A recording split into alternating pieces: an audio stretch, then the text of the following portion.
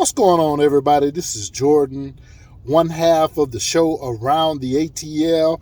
Now, I'm just the co-host of the show. I'm not the main host, so I don't have the intro music, even though I'm sure I could ask Chris for a file of that, and I don't have the fancy sound effects, but I did just want to hop on here for a minute and just talk about what's transpired with the Atlanta Hawks since we last did our show.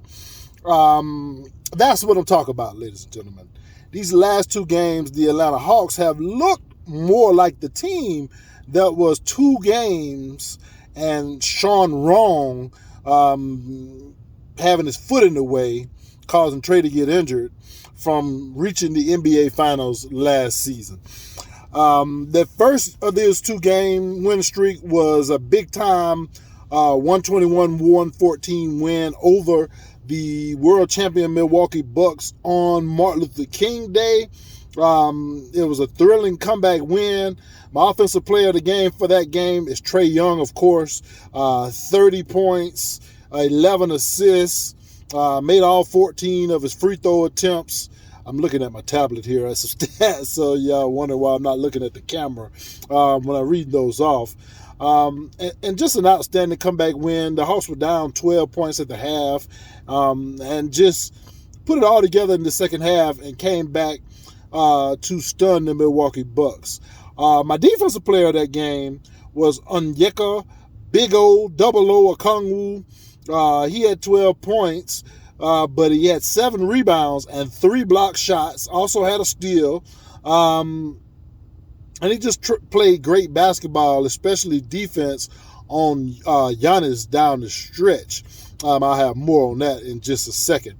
And so just a thrilling, great win. The Hawks followed that up in their next game with a 134-122 victory over the Minnesota Timberwolves. Once again, it was a comeback victory as the Hawks were trailing at the half of that game by 12 points, just like they were against Milwaukee. And once again, the same offensive player of the game, Trae Young. In this game, he had 37 points and 14 assists. I really loved the floor game that Trae played in this game. He also had 5 rebounds, by the way. Really loved the floor game he played in this game. He came out in the first half and had 9 assists. I can't recall if he had 7 points at the half or if he had 10 points at the half, but he went on a tear, scoring 23, if I'm not mistaken, 23 points. In the third quarter alone, and he was just on fire. I mean, he was making step back threes. He was crossing guys over. He even had one of his famous nutmeg plays where he put the ball through the legs of Jalen Norwell of the Minnesota Timberwolves, went and got it, switched hands, and did a beautiful layup in the paint in traffic. Just an outstanding play. And, you know, Trae Young really stepped it up. Like I said, he got his teammates involved. I say stepped it up, but he's been playing well all year long. But in that third quarter, he absolutely went off. And like I said, I love the way he played because he got his teammates involved first with the 9 first half assists. Then came back in the second half, the third quarter, absolutely lit it up, and had also another 5 assists in the second half as well. And the Hawks brought the victory home. And my defensive player for that game is once again Big O, Double O, Onyeka Okongwu. 8 rebounds, 5 block shots with only 1 foul in that game. He also had a steal, and he scored 17 points as well. So he definitely contributed on both ends of the floor. And he absolutely had Karl Anthony Towns frustrated. Now, honestly, I don't understand in the first half why he wasn't guarding Karl Anthony Towns in the beginning. I heard Nate McMillan's explanation for that. And his reasoning was that the last game that we beat Minnesota, that they used Clint as a help defender and put John Collins on Cat. But it makes sense to do that with Clint Capella because Clint Capella doesn't quite have the foot speed to keep up with Cat as a ball handler, and Clint is just not very comfortable defending big men that like to play on the perimeter. So it made much more sense to do it then, but it didn't really make sense to me to not play Okongwu on Cat because he is a good on-ball defender. He does move his feet well guarding guys on the perimeter. And he's a great help defender as well, but on-ball defense is his strength, and he does very well against the good centers. And so the sky's the limit for this young man. Just a couple years ago, drafted number 6 overall in the NBA draft, and we're starting to see that potential come to fruition now that Big O is fully healthy, which is key. And all of this is without him, not be able to shoot or anything in the offseason because he was dealing with a torn labrum in his shoulder. Once Big O gets an entire offseason to really work on his shot, I think we could see him be even more versatile as a stretch player who can knock down shots. But defensively, he is as versatile as it gets. He's good at switching onto guys and guarding them. He does a good job against big men. I mean quality big men. I mean elite big men, which we know Clint has tended to struggle against some of the better centers. In fact, let me go to my tablet here, and pull up some numbers just on what Big O has done defensively in the last few games against top-notch centers. Okay, the last time we beat Philadelphia, Big O guarded Joel Embiid, and he held Embiid to just 5 of 14 shooting from the field. In that game I mentioned against Milwaukee, he held Giannis as a primary defender on Giannis to just 2 for 12 shooting from the field. In fact, Giannis got a little bit frustrated when Big O took the ball from him and kind of tackled Okongwu and got a foul. So that's interesting that, he has the ability to get under some of these guys' skin. Now, speaking of getting up under someone's skin, he really frustrated Karl Anthony Towns last night. Towns only shot 2 for 8 with Big O as the primary defender. Big O blocked his shot a couple times. He blocked Giannis' shot a couple times as well. In fact, that was when Giannis got frustrated, was after one of the blocks, not after a steal. And so just outstanding job against, some of the best big men in the NBA. I mean, and the difference shows with the Okongwu on the floor, the Atlanta Hawks give up 106.4 points per 100 possessions. With the Okongwu off the floor, the Atlanta Hawks are giving up 129.7 points per 100 possessions. So that is a significant difference, ladies and gentlemen. And so, there again, the sky's the limit, like I said, for this kid.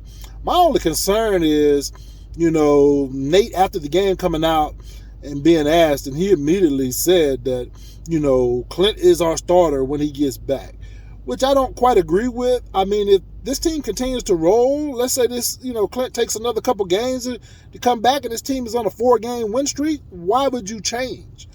Okongwu is better than Clint Capella at pretty much everything with the exception of rebounding. Now, Clint is significantly better than Big O as a rebounder.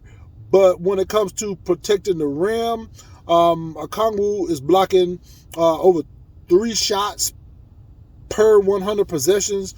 Clint blocks about 2.5 shots per 100 possessions. Like I said, he's the more versatile defender, able to switch out on guards. In fact, he's only allowing his man to shoot 37% on the season. And 15% of the time, he switches onto a guard, and they're shooting just 34.8% against Double O. That is tremendous, ladies and gentlemen. I mean, that is outstanding defense. The man has a natural instinct for protecting the rim. And like I said, he's a great defender on and off the ball, which is what you need. On top of that, he's also shooting 90% at the rim, one of the best players in the entire NBA.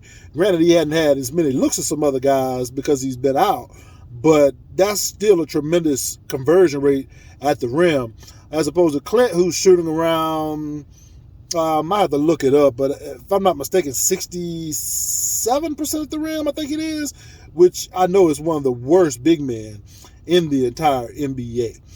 Now, also, back to Trae Young. Trae, with these last two games, put up two more 30 and 10 efforts. And with those efforts, I mean, it's quite amazing.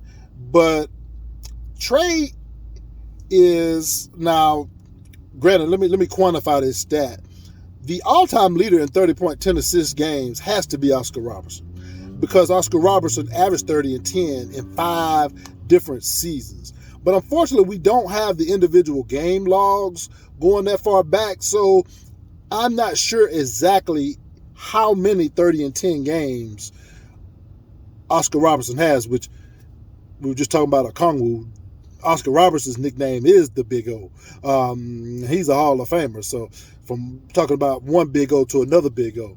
But with that being said, out of the guys that we have tracking on, Trae Young is now trails only 6 players in 30-point, 10-assist games all time, which would be since around 1983.